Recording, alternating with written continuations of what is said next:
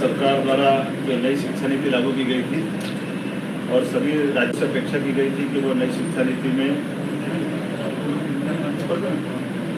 अब ठीक है दोबारा चालू करो जी सब फिर से कर लें। नमस्कार,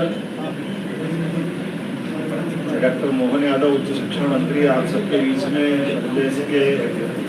हायर एजुकेशन डिपार्टमेंट के माध्यम से एक जानकारी देते हुए इस बात की प्रसन्नता है कि माननीय यशस्वी मुख्यमंत्री शिवराज सिंह चौहान की सरकार इसी सत्र से भारत सरकार द्वारा घोषित उच्च शिक्षा विभाग की नई शिक्षा नीति 2020 को लागू करने वाला देश का पहला राज्य ये बनने को तैयार है। जब हमारे अपने इस वर्ष के स्नातक स्तर के सभी महाविद्यालयों में नए सिरे से प्रवेश अगर हम दे रहे हैं तो ये नई शिक्षा नीति के उस परिप्रेक्ष्य में होंगे जिसके लिए भारत सरकार ने वो शिक्षा नीति पूरे देश के लिए लागू की गई। खास करके ये भी बताना चाहूँगा कि इस साल स्नातक स्तर के हम अपने प्रवेश नई शिक्षा नीति में दे रहे हैं, लेकिन बाद के जो हमारे सेकेंड ईयर थर्ड ईयर या बाकी जो कोर्स हैं अभी वो समय क्रमशः नई शिक्षा नीति में परिणत होते जाएंगे और इसी आधार पर ये जो हमारी उच्च शिक्षा है वो अधिकतम job oriented certificate diploma certificate व्यावसायिक पाठ्यक्रम भी हम लागू करने जा रहे हैं। अर्थात विभिन्न महाविद्यालयों में 177 डिप्लोमा 285 सर्टिफिकेट कोर्स भी प्रारंभ कर रहे हैं, जिसके माध्यम से आमतौर पर डिग्री करते करते डिप्लोमा नहीं किया जाता था पहले, लेकिन अब ये डिप्लोमा भी कोर्स हम देने की छूट दे रहे हैं। जिस प्रकार से विभाग अब 2 डिग्री की भी छूट देने जा रहा है और खासकर ये डिप्लोमा अधिकांशतः कोई न कोई व्यावसायिक शिक्षा का है, जिसके बलबूते पर वो अपने स्नातक स्तर की डिग्री करते करते अगर कोई डिप्लोमा कर लेता है तो वो निश्चित रूप से वो स्वयं का रोजगार करे, कहीं सर्विस करे, कोई काम करे, तो अपने हाथ में वो 2 तरह से मजबूत होकर जाएगा जब वो उच्च शिक्षित भी हो जाएगा और व्यावसायिक शिक्षा में भी दक्ष हो जाएगा।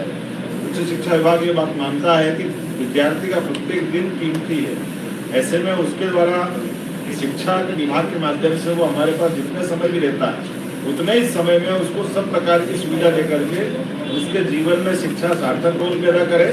और सार्वजनिक जीवन में वो व्यावसायिक शिक्षा का भी कोई न कोई पाठ्यक्रम अपने पास करने के बाद वो अपनी सक्रिय भूमिका देश और प्रदेश के लिए निभा पाए, जिसके माध्यम से उसके जीवन में भी बदलाव आएगा, उसके परिवार में भी उसकी एक तरह से ये बड़ी महत्वपूर्ण भूमिका रहेगी। मैं उम्मीद कर रहा हूँ कि हमारे पास ये जो नई शिक्षा नीति के माध्यम से जब हम प्रवेश के लिए जा रहे हैं तो एक बड़ा उससे हमारे पास एक अवसर भी है कि जब हम अपने युवाओं को अधिकतम मौका इसमें दे, सबको जोड़े, किसी को भी नहीं छोड़े। उल्लेखनीय है कि पिछले 5 वर्ष में जो सकल पंजीयन अनुपात हमारा GER वो पूरे देश में लास्ट ईयर तो पूरे देश के सूचकांक में सबसे आगे भारत में मध्य प्रदेश रहा है, जिसने एक साल में लगभग 14% की पूरे राज्यों की तुलना में हमारी ग्रोथ की थी। और अगर हमारे यहाँ 5 साल के आंकड़ों में देखें तो 2015-16 में जो हमारा GER 19.6 था वो खसक करके 24.2 तक पहुँच गया, और ये भी जून तक के आंकड़े, अर्थात इसमें भी 30,000 अभी और पंजीयन जुड़ेंगे। तो ये जो हमने अपने आप में एक बड़ी छलांग लगाई थी उच्च शिक्षा विभाग के माध्यम से, जब हमने अपने उच्च शिक्षा विभाग में ये सब प्रकार से सकल पंजीयन में जो लंबी छलांग लगाई है, इसके माध्यम से 2020-21 में हमारे पास लगभग 5,36,000 विद्यार्थियों ने स्नातक प्रथम वर्ष में प्रवेश लिया और स्नातकोत्तर प्रथम सेमेस्टर में प्रवेश लिया था। इसके बाद पिछले वर्ष 2020-21 में 5,00,000 विद्यार्थियों ने प्रवेश लिया और उम्मीद करना है कि इसी प्रकार से इस वर्ष भी हम बहुत उल्लेखनीय रिकॉर्ड बना करके जो राष्ट्रीय औसत है उस राष्ट्रीय औसत से भी हम आगे ले जाने के लिए तत्पर हैं। अभी राष्ट्रीय औसत 27.1 है, इससे हम अभी थोड़ा पीछे हैं, लेकिन हमने जो तैयारी की है निश्चित रूप से हम इस अंतर को पार करके GER बढ़ाने में जो भी हो सकता है वो सारे कदम बढ़ाने के लिए आगे बढ़ रहे हैं। इसमें खास करके 12वीं कक्षा में जो माध्यमिक शिक्षा मंडल ओपन बोर्ड CBSE में लगभग 8,23,000 विद्यार्थी जो उत्तीर्ण हुए,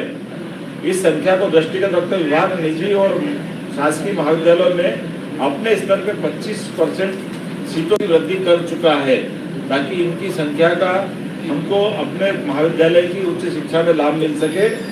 और इसी आधार पर जब हम आगे बात करते हैं नई शिक्षा नीति में आने वाले 2035 तक जब हमको 50% का टारगेट हासिल करना है, तो हमको निश्चित रूप से बड़े टारगेट बनाना पड़ेंगे। यशस्वी मोदी जी ने जब नई शिक्षा नीति लागू की थी, ये अपेक्षा की है पूरे देश से कि सकल पंजीयन को अपना 2035 तक 50% कर लें, लेकिन 50% के अनुपात में जैसे मैंने कहा है कि हम इस वर्ष 27% से आगे निकलने का लक्ष्य रख रहे हैं और क्रमशः इस प्रकार से आगे बढ़ते हुए निश्चित रूप से सबके भरोसे से हम 50% से ऊपर जाएंगे। इसी में हम कुछ बड़े स्टेप भी ले रहे हैं, जैसे भोज विश्वविद्यालय हमारा मुक्त विश्वविद्यालय है, इसके माध्यम से हमारे नए सेंटर भी हम खोल रहे हैं, जो जहाँ है जिस रूप में है, जिस भाषा में जिस तरह से वो पढ़ना चाहता है, उच्च शिक्षा विभाग उसको सब तरह से मदद करने को तैयार है। आपको ध्यान में होगा, इसी आधार पर हमने हमारे अपने विधानसभा के विधायकों के लिए भी अवसर भोज विश्वविद्यालय के माध्यम से दिया है कि अगर आप उच्च शिक्षा से वंचित हैं तो आप भी अब भी जुड़ सकते हैं। इसमें कोई उम्र का बंधन नहीं है, इसमें किसी भी उम्र का कोई भी विद्यार्थी अगर पढ़ने की इच्छा रखता है, वो हम सबको जोड़कर अपने साथ खड़ा करना चाहते हैं। इसी आधार पर शासकीय महाविद्यालय में भी 134 महाविद्यालय में भोज के हमने सेंटर चालू कर दिए और 84 सेंटर और खोलने जा रहे हैं। इसी प्रकार से अभी तक निजी महाविद्यालय में भोज के सेंटर नहीं बनाए गए थे, लेकिन अब भोज विश्वविद्यालय निजी महाविद्यालय में भी सेंटर बनाने के लिए हम उस पर काम कर रहे हैं। बहुत जल्दी इस प्रकार के निर्णय भी रहेंगे। इसी के साथ साथ भोज विश्वविद्यालय और हमारे परंपरागत विश्वविद्यालय, इनकी संयुक्त रूप से भी वो एक साथ काम कर सके, इस पर कार्य योजना बनाई जा रही है। मुझे लगता है आज ही हम कुलपतियों के साथ बैठ करके वीसी के माध्यम से बात करने वाले हैं और ये विभाग अपने तरफ से तैयारी करके ये साझा एक अपना प्रोग्राम डिक्लेयर करने वाला। इसी के साथ साथ हमारे पास जो हमारे जीआर बढ़ाने के लिए शासकीय महाविद्यालय के प्राचार्य, प्राइवेट महाविद्यालय के प्राचार्य, शासकीय विश्वविद्यालय के कुलपति, प्राइवेट विश्वविद्यालय के कुलपति, अनुदान प्राप्त महाविद्यालय, इन सब को जोड़कर बड़े पैमाने पर हम एक साथ इसका अभियान चलाने वाले हैं। अर्थात अभी हमारे पास विशेष रुचि लेकर के इस दिशा में काम करने वाले प्राध्यापकों को भी हम प्रोत्साहन देने के लिए हमने अपनी नीति बनाई है, जिसके बलबूते पर उनको भी हम पुरस्कृत करेंगे। और यही कारण है कि प्रवेश पाने वाले 73% विद्यार्थी शासकीय महाविद्यालय में आते हैं। हम चाहते हैं कि वो शासकीय में भी आए, वो प्राइवेट में भी आए, जहां उनकी इच्छा हो, जिस रूप में पढ़ना चाहे। प्रत्येक विद्यार्थी को उच्च शिक्षा विभाग अपने यहाँ प्रवेश देने के लिए लालायित है। इसी के साथ साथ हमने जो एक बड़ा कार्यक्रम लिया है, हम ये चाहते हैं कि हमारे महाविद्यालय में पढ़ने वाले विद्यार्थी केवल किताबी ज्ञान को या वो जो हमने दक्षता की बात की उसको केवल शहर में रहकर के वो अपना कैंपस में परिपूर्ण नहीं मान ले, तो अपने गाँवों के अंदर का जीवन कैसा है, गांव कैसे होते हैं, गांव की कठिनाइयां क्या है, शासन की नीतियां वहाँ किस प्रकार की चलती है। तो एक बड़ा अवसर हम उपलब्ध करा रहे हैं कि प्रत्येक शासकीय महाविद्यालय, विश्वविद्यालय, निजी विश्वविद्यालय, अनुदान प्राप्त महाविद्यालय अर्थात 1500 के आसपास हमारे सभी संस्थानों को एक कम से कम एक गाँव गोद लेने के लिए 15 अगस्त के पहले हमने ये अपनी नीति घोषित की है। इस आधार पर उनकी चॉइस के गाँव मांग रहे हैं और प्रत्येक 3 माह में समीक्षा करके गाँव के जनजीवन से, क्योंकि हमारा प्रदेश आमतौर पे ग्रामीण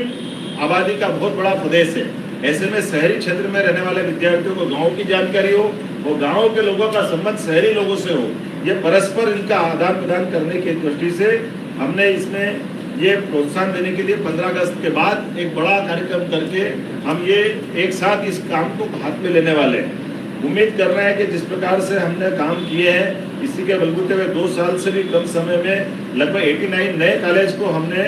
अनुमति जारी की है। और अब जो नई शिक्षा नीति में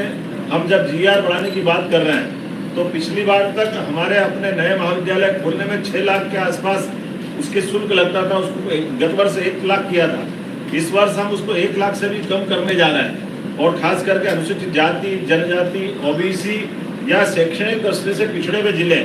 इनकी भी हम इसकी राशि लगातार कम करते हुए और सत्र के साथ में भी आमतौर पर आगामी सत्र 1 साल बाद हम अपनी परमिशन जारी करते थे, लेकिन हम इस साल भी अगर कोई विद्यालय महाविद्यालय खोलना चाहेगा तो इसी साल उसको परमिशन देने के लिए तत्पर है, ताकि इस साल ही वो अपना प्राइवेट कॉलेज खोल सके। और जिस प्रकार से जो कॉलेजों को लेकर के हमारे अलग अलग क्षेत्रों से जो डिमांड आती थी, उस आधार पर वो वहाँ अपने प्राइवेट महाविद्यालय प्रारंभ कर सके। मैं उम्मीद करता हूँ कि उच्च शिक्षा विभाग जितने प्रकार से भी व्यक्तियों को समाज में जोड़ना चाहता है, उसी आधार पर अपने विकास की हमने जो माननीय राज्यपाल जी के साथ बैठ करके जो हमारी गाइडलाइन तय की है कि कोरोना के काल के बावजूद भी निर्धारित समय में हम परीक्षा करा लेंगे, निर्धारित समय में हम रिजल्ट दे देंगे और निर्धारित समय में हम अपने आगामी शैक्षणिक सत्र को प्रारंभ करेंगे। मुझे इस बात का संतोष है, जब जून जुलाई के माह में हमने हमारे यहाँ पे प्रत्येक वर्ष की स्नातक की और स्नातकोत्तर की अर्थात यूजी पीजी की कक्षाओं की परीक्षाएं समय सीमा पे आयोजित करा ली है। आज की स्थिति में लगभग हम 99% उस घोषित कार्यक्रम के नजदीक पहुंच गए हैं। उस आधार पे भी जो कुछ बच्चे अभी भी बच गए थे, तो उनको हम एक अंतिम अवसर परीक्षा का और इसी माह देने वाले हैं। अर्थात आगामी सत्र में किसी भी विद्यार्थी को ये शिकायत का मौका नहीं मिलेगा कि उनकी परीक्षा आयोजित नहीं की गई। और यही देश का एकमात्र राज्य रहा है जिसने कोरोना के काल के बावजूद भी ओपन बुक परीक्षा प्रणाली के माध्यम से हमारी परीक्षा किया है। ये अच्छी बात है कि हमारे अपनी इस परीक्षा प्रणाली के बलबूते पर कई सारे राज्यों ने हमको उसका अनुसरण किया। ऐसे कई राज्य है, छत्तीसगढ़, बंगाल, राजस्थान, बहुत सारे राज्य जिनने इस ओपन बुक परीक्षा प्रणाली को लागू किया है। मैं उम्मीद करता हूँ उच्च शिक्षा विभाग आप सबको साथ लेते हुए अपने उद्देश्य की प्राप्ति करेगा। आने वाले सत्र के लिए तमाम विद्यार्थियों से आह्वान करता हूँ कि आप जिनने भी 12th का एग्जाम पास किया या जिसके कालांतर में पढ़ाई छूट गई और उनको यह अवसर उच्च शिक्षा विभाग देने को तत्पर है। आपका 10 साल पहले भी कॉलेज जीवन छूट गया हो, 20 साल पहले भी छूट गया हो या इस साल छूट गया, तो आपको अपना आगामी उच्च शिक्षा का शैक्षणिक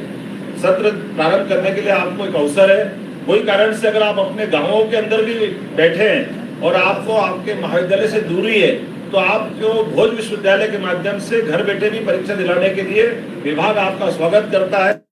उम्मीद करते हैं कि ये सारे प्रयास के माध्यम से उच्च शिक्षा विभाग अपने लक्ष्य की प्राप्ति करेगा। धन्यवाद।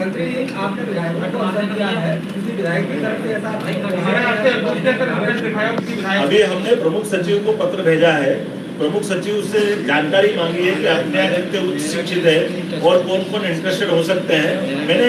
ये विधानसभा का उल्लेख इसलिए किया कि ये सहज हमारे सबके नॉलेज में आएगा। इसके माध्यम से जो जहाँ भी है, किसी शासकीय विभाग में भी है, कोई 4th क्लास का कर्मचारी हो, कोई ग्रामीण क्षेत्र में काम करने वाला हो, हर वर्ग के लिए उच्च शिक्षा विभाग शिक्षा की नीति लेके जा रहा है।